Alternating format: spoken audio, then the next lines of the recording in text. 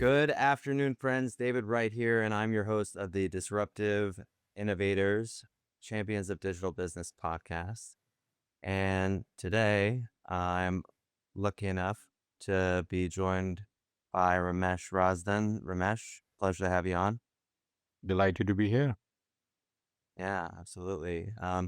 Ramesh, for those of our listeners who may not be familiar with your background, can you just share a little bit about your current role? Uh, as you just outlined, my name is Ramesh Razdan. I am the CTO and CIO for Bain Company. Yeah.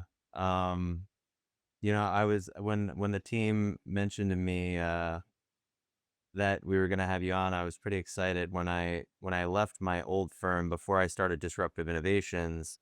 Um, Bain was one of the companies that I had aspired to work for before I chose the path of becoming an entrepreneur, and so just a lot of respect and admiration for the work that you guys do over there. Yeah, we have a lot of smart people and we try to solve some tough problems. I'm excited to learn more about it, man. But before we get into the work that you do at Bain, and really before we get into a little bit more about your background, Ramesh, we always just like to ask, um, if you were to give everyone one piece of actionable advice that they could take away from today's episode, what would that be for you? I think I would say it over and over again. And maybe I think the most important thing today in today's uh, area is foundationally to be strong and take care of self. If And when I say take care of myself, is take care of myself physically as well as mentally, because I cannot control an external environment. I can only control myself. So my piece of advice, if anybody was to look at the audience at this art park, is to take care of yourself physically and mentally, because you can only do what is in your control. And if you are not in your best self, all bets are off. Wow. Um, it's funny, Ramesh, because you're really speaking my language, and I've talked about this on the podcast a few times. The fact that my biggest strides in professional development were actually a product of my most profound moments of personal development, moments that I made a decision to take better care of myself physically, mentally, emotionally, and otherwise. So I think it's great advice, and I think it's often overlooked, particularly as a young striver, kind of that type A, wanting to succeed either as in business or as a technologist. You know, I can often think I can will things into being, right? And you nailed it in that there's so many external factors that are outside my control that truly acceptance is the answer to my problems today. And like you said, taking care of myself and focusing on what I can control. So just Absolutely. great advice. Great advice to start the episode. So Ramesh, let's learn a little bit more about how you became this enlightened technology executive, which I know personally isn't a moment of arrival, which is rather a daily practice. But in any case, tell us a little bit about your journey, kind of how you started out and how you got to the point that you're at in your career today. Yeah, so I think I have the unique pleasure to be part of come from northern part of India, a place called Kashmir, which is known for its beauty. I was in a remote village, so I'm not sure where as a growing up kid I am ever imagined what I am today. I am grateful to this wonderful universe and the opportunities across that to my leaders and people and my family to where I am today. It Mm, is sacrifices and things that a lot of people have taught my father, my parents, my teachers, my managers, and you can be a hidden diamond in the desert that nobody knows you. It is only the work around you that actually enables you to do that. And obviously, taking care of yourself, as I said, is an important factor as well. So, what I'm here is a function of support and gratitude that I have for the whole environment that has enabled me to be successful. Yeah.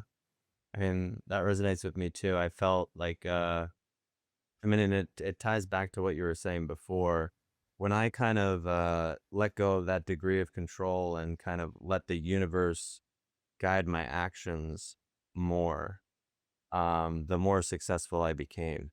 Is a strange, correlation. Yeah, And the more because you're serenity. attached to that. I think the reason is we're fearful of loss or we're fearful of failure.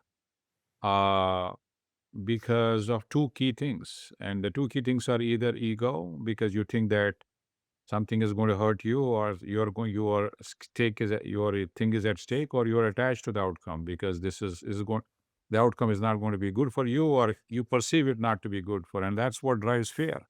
And in fear, we're not at our best. It's true. I talk to my team about how I try to go through life without expectation of what's to come and just an openness. And I'll tell you, I had to have my ego smashed by a series of events, and then I had to choose a different path after that, right? I had to take the because I could have very easily picked up the pieces and put it back together, but um, and now it's a matter of after that happened, it's been a matter of staying right sized,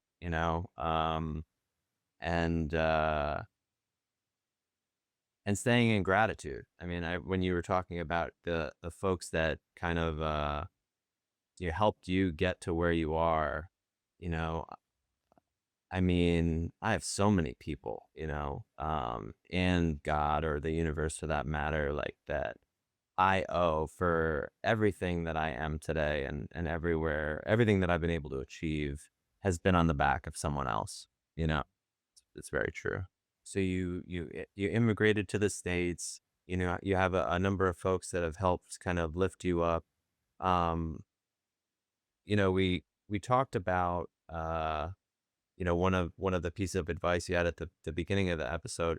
What about a time in your personal or professional career for that matter, a time that sticks out as a time that you had a personal hardship or a moment of strife or a project fail, whatever it might be true for you, but then you ultimately took away kind of a lesson or a shift that helped you kind of continue on and do better in your career or your life. Yeah, I think a success is a fantastic thing, but it's also teaches you lessons because sometimes you don't become a rounded person. So sometimes you grow up in the organizations, you are doing fantastic, and someday something comes up down the road and you're not prepared for other things. So I would say Mm, the hardest thing for me is what got you here is not going to get you sometimes to next level. And it is important for you to realize that to be rounded. I pray, whether we believe in nature or not, that I shouldn't be promoted ahead of times because, and I have never asked for a promotion because I feel like it's doing disservice to you, not to mm, anybody else. It may be counterintuitive to what a lot of other people think about, because I have seen people getting promoted ahead of me, but they ran into a dead end. Because you need to be ready to deal with the complexity and uh, challenges of life every day. It is no matter who we are, no matter where we are, what part of the world we live in, every one of us has our own fair share of challenges and successes, failures, as you name it. It's just not a matter of action, it's a matter of response, how you deal with them. And I think that to me is that's what differentiates a winner from others is to make sure you respond to a situation and come stronger out of it. And again, that's what how do you how do you how do you not let your successes get to you and then think that you're actually the best creation of the universe and then run into a dead end that dead end that actually leaves you. Because to me, I think part of that is at the end of the day, we are all human beings and we have all same attributes. Well, we may be so different, but we are still same. We all like similar. We all like positive things. We don't like. Well, people might like to criticize some things. It doesn't feel good inside your heart because it doesn't. And so Mm, we are all same, but we're all different. And I think in this, like embracing this diversity, equality in a lot of cases is so good to think about. So I would just say is what I've learned the hard way is response is what defines your success, not the mm, action. mm. Yeah, no, it's very true. Um, you got me thinking too about, little known fact. I had an artist management company when I was in college. I had a friend of mine get signed to a record label. This was during the height of electronic music production back in the mid 2000s. And there was a lot of young artists that, had these meteoric rises to fame and travel and money. And I mean, you see it all the time just in pop culture where with child actors or these other folks that like it's kind of like you said, they weren't ready for that level of scrutiny and rigor and this and that. And a lot of them deal with a lot of trauma and a lot of issues. So it makes sense to me that translating that into kind of the professional world is very, very similar. Yeah, no, very, very insightful stuff. No, absolutely, Ramesh. I mean, no, that's yeah, very insightful stuff. Um, so I want to get into a little bit more about the work that you're doing currently. Um, Before we do, I always just like to ask about your favorite book or literary piece, either that you've been reading recently or all time, or just something that's sticking out in your mind in this moment that you'd like to share with everyone. I think I have a number of books that I like. I think the book that comes to me is book that I give a lot of people whenever I see is Search Inside Yourself. Mm. I think it's a Google engineer who actually wrote it. I think he became head of HR after some time, and I think it has a lot of practical tips how to deal with how to deal with yourself. And so I felt it very practical, very reasonable, something we can all practice for. Love it. Gonna add it to the list. Um, so global CTO at Bain, right? And CIO and CTO, or yeah. That's correct. Yep, Um, how long have you been there now, Ramesh? 6 plus years. So talk to me a little bit about your vision for Bain and perhaps the customers that you serve, depending. And you could tell us a little bit about your how you act in your role as CIO CTO of a consulting company, and maybe you could also share a little bit about some of the key initiatives that you guys are working on today. When I think about what's the vision of the organization, it is important to support our what we actually are here for, which is the business vision. We deliver extraordinary value to our clients and make every client successful every day. Uh, every client one day at a time. Uh, so that's the overall our mission, and how can technology enable that? And technology mission is simple and straightforward. We want to bring the world class experience to our clients as well as our own team members to bring the best of themselves every day. And that's the goal of what we do about. And now there are a lot of things on technology we can get into that, but to me, the power of all of that it boils down to people.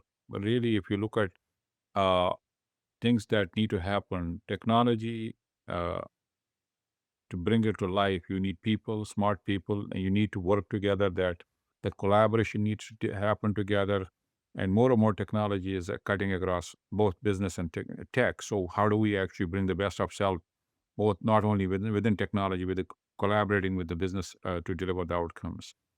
So it boils down to uh, business and tech working together to deliver extraordinary value to both our clients as well as to internal side. That's what actually I think defines us as a Bain. I think that's what we have been successful in delivering, and I think I'm proud of the progress we have made and proud of the progress we're going to make together as a team. And Love it.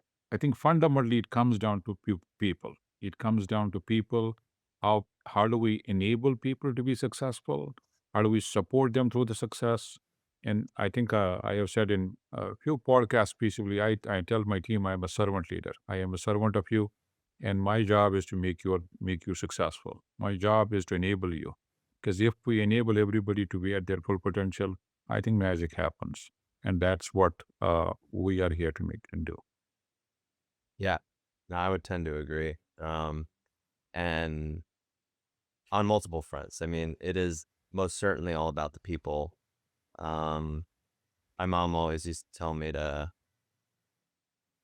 hire people that are smarter than you, right? Uh, and I strive to do that. So, um, what about some of the challenges you guys are facing, Ramesh, as an organization today? So, Bain, one of the preeminent consulting organizations in the world. Um, it's funny. I was talking to a colleague of mine who ended up at Google, who was telling me about how um, Bain actually had so many AI projects that they were like turning projects down. I don't know if that's true or not, but you know, uh, so that's a good problem to have. But like, what about some of the key challenges that you guys are facing as an organization, if any? I think there are a number of challenges, but I think the biggest challenge industry is facing, and we're not no exception, is the pace of change.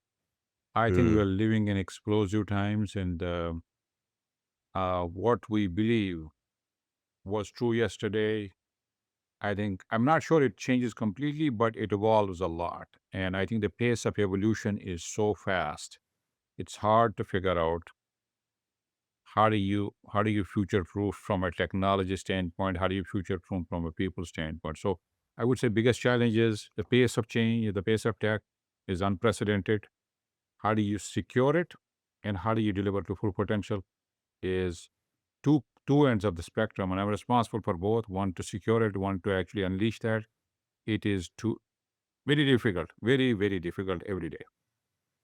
I could imagine, particularly for such a large organization, right? I mean, like you have how many people are employed by Bain Roughly globally?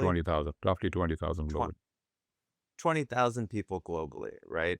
And you have this responsibility for the technology. It's just talk about, not getting wrapped up in what you can and can't control. Like, cause I mean, it makes sense to me that you've arrived at that place because I don't know how you'd be able to operate without an outlook like that. But I guess people still do.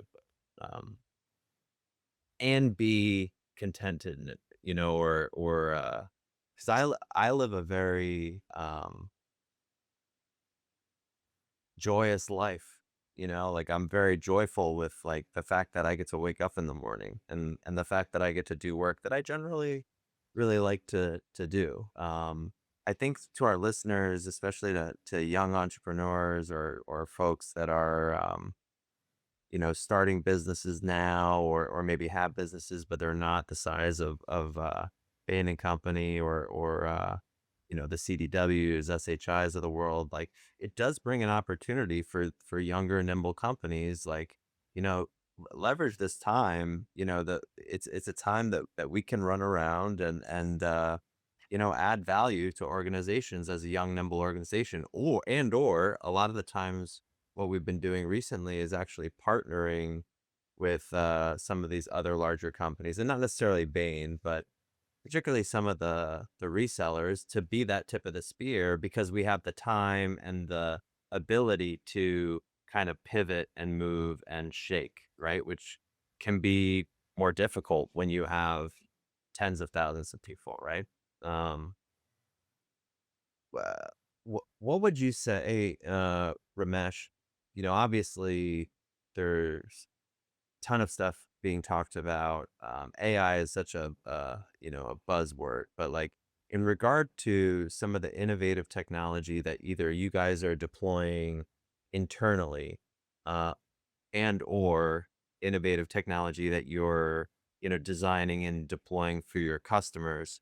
Um, what are some of the solutions that you're the most excited about, and with an understanding that you can't, violate any NDAs that you have or anything like that. If there's any specific either use cases or applications that you could share, would just be excited to hear some of the things that you're working on.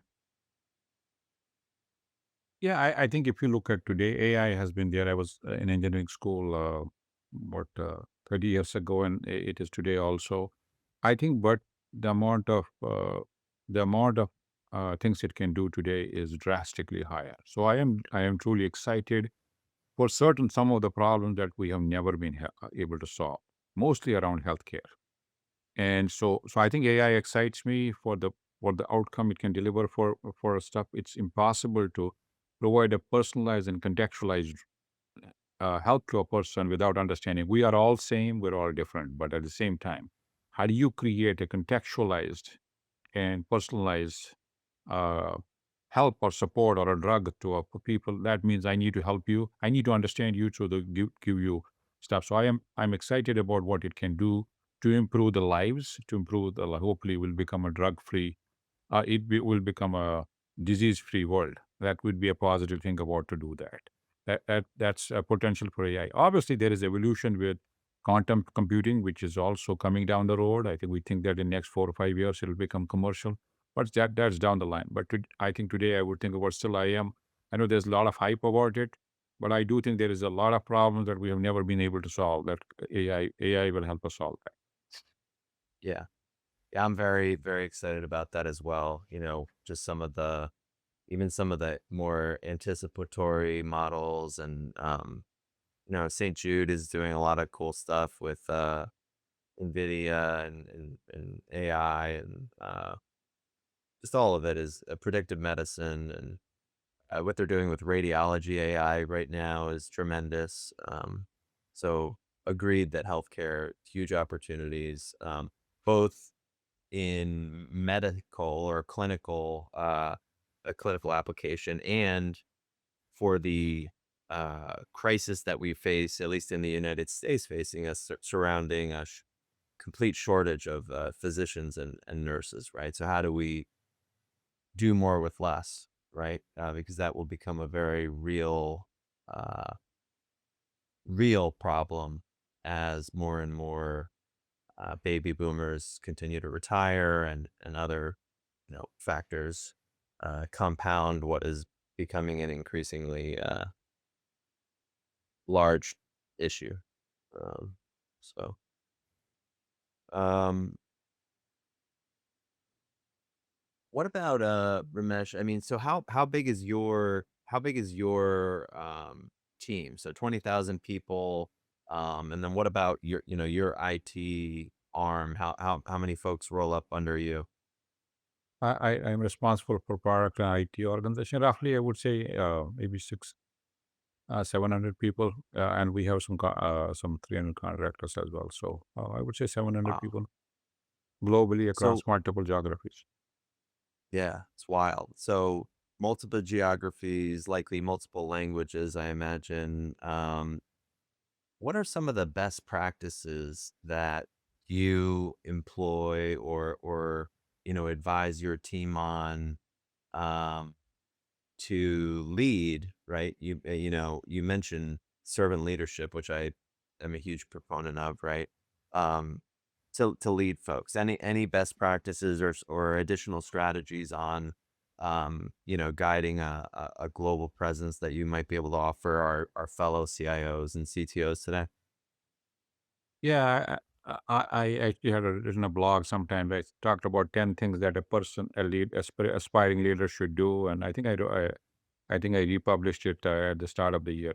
But if I had to summarize, I think um, there is things that I have already talked about, but I'll add a few more things. I think to me, the the most, if I think about what I tell my team is all of us are given same amount of resources. It is about where the focus and prioritization comes into super focus, which means time is super critical. Where I spend Mm, time, where do I deploy time?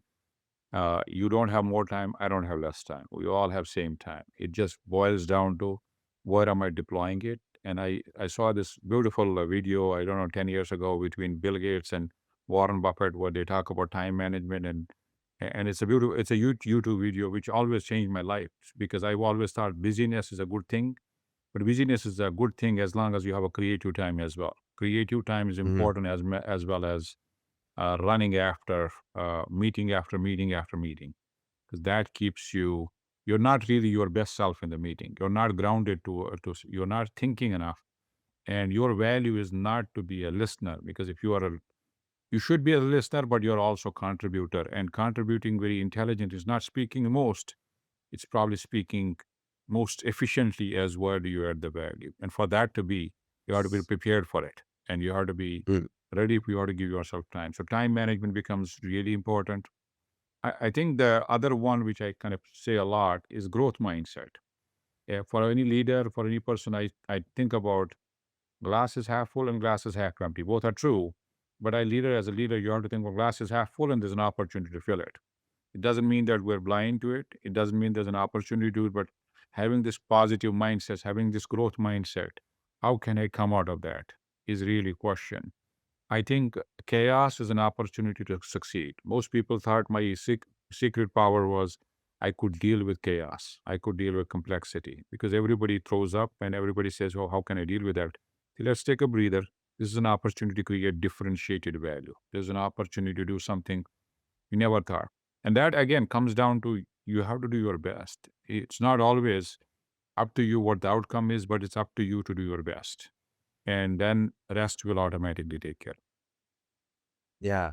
Um, I mean, there's so much good stuff there. I mean, like you read those books about the difference between Olympic athletes and just regular athletes and the time that they dedicate to practice and um but I need to check out that video with Warren Buffett and Bill Gates. So that's on my to-do list now. Um and what what you were mentioning, The growth mindset yeah, so is like as a leader, as a person, as a thing is everybody is a leader by because you are a professional. Whether you manage people or not is a different thing. So this is a question. So how do you have a positive outlook and but not be completely blind about that as well is really really important. yes, and the growth mindset, Ramesh. So I mean, I couldn't agree more. It's something that actually I realized when I was seeking out a partner, right? With the woman who ultimately became my wife, how important it was to have a partner that was committed to a growth mindset, right? Because, we're all human. We all have our stuff, our quirks, our proclivities, whatever, right? And um what I came to find that was that all I could ask of my partner was that they were committed to growth.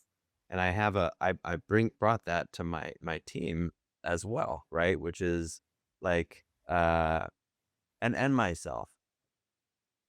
There is so much out in the universe that I do not know, right? So uh let me and I think a growth at the root of a growth mindset, and I've talked about this with some other executives on the podcast before, is humility, right? The leaders that I really respect and admire the most embody this humility that leads to a growth mindset because I can't grow if I think I know, you Yeah, know? I think that would be absolutely right on. I think that is given in a lot of cases. If you think you know a lot, which is kind of in servant leader mindset says, I'm a servant of the people.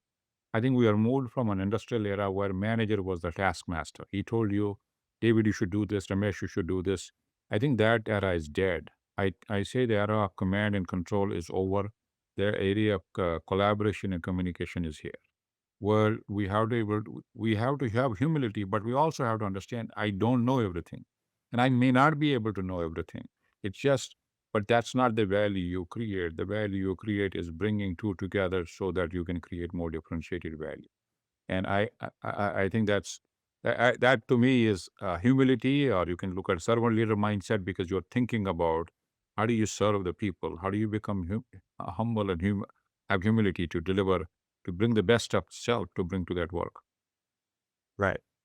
And then the last, I mean, you also mentioned that being that leader through chaos, right? And it reminded me the last few days. So there's a customer that we're working with. We're working on a beta for one of the first native integrations between these two platforms. And it's a healthcare organization, very exciting time, right? Because we're doing something that hasn't been done before. And it's a beta, right? So there's a lot of warts. There's a lot of angst, and I think, or my experience is that a lot of as technologists, especially early on when I was doing more engineering or like project based work, um, you want to roll it out. You want to get it live. You want it to be consumed, right? Like this is how I measure my success. And when you have these teams involved in a beta and you keep hitting walls and you're doing UAT and you keep seeing failures, right?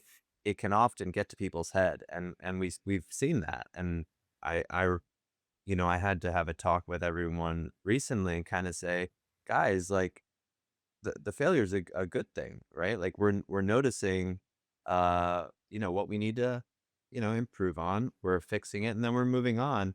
This is all expected, right? And just being that, like what I heard from what you said is like being that calm in the storm, and being able to have that reverberate through the organization. I think is a talent that is commendable. No, absolutely. I think one thing that you just talked about, maybe I think we are who we are because of the system, the environment, the things we learn from the stuff makes us that I am Ramesh. And I think the same thing you are David's. And anything that we say is relative truth, is not the truth.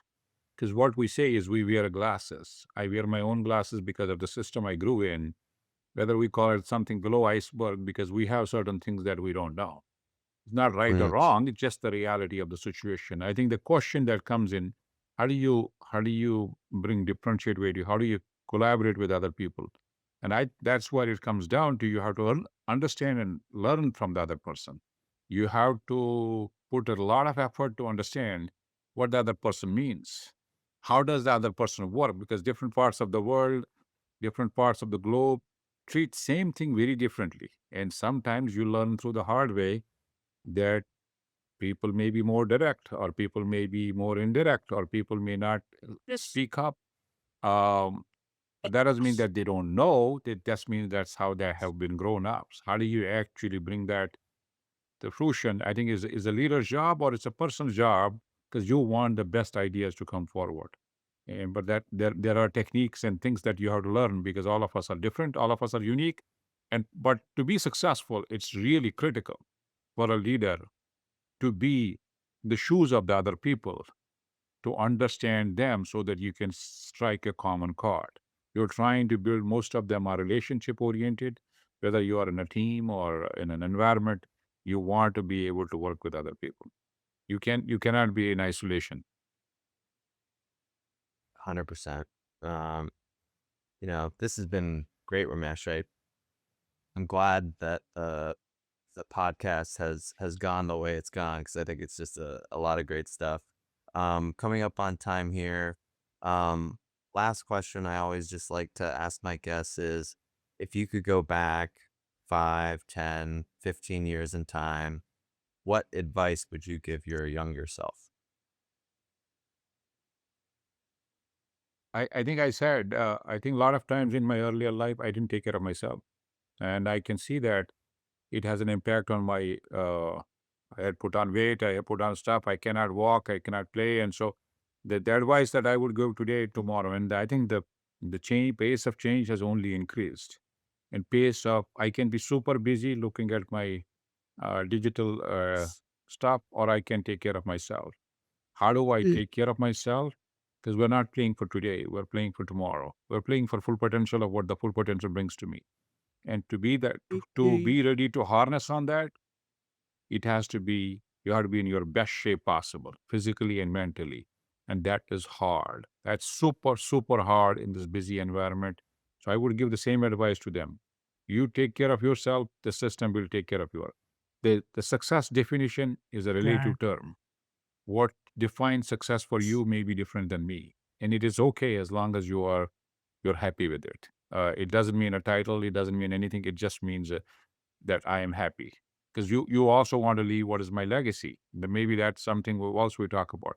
But fundamentally, it is about how do I become the best version of myself that I am happy. Because you want to be happy at the end of the day. Right. I mean, it's just it's great advice to close out on, and I'm happy that we're talking about physical and mental health at an executive level, right? Because I think oftentimes, maybe historically more than now, particularly mental health was glossed over. So, to my listeners, or and our listeners today, Ramesh, I would just encourage you, you know, everybody could benefit from taking a look under the hood when it comes to their mental health, right? It's just a fact of the matter, right? So if you haven't and you have any questions, or anything like that, reach out to me. I'm always happy to talk about that. And to Ramesh, thank you for being a catalyst for leadership and technological change in the world. I mean, I'm grateful that Bain has someone like you at the helm, and I really appreciate you taking the time today. Thank you for having me, David. I look forward to working with you in future as well. Cheers. And to our listeners, thank you all for tuning in, and we will catch you all next week.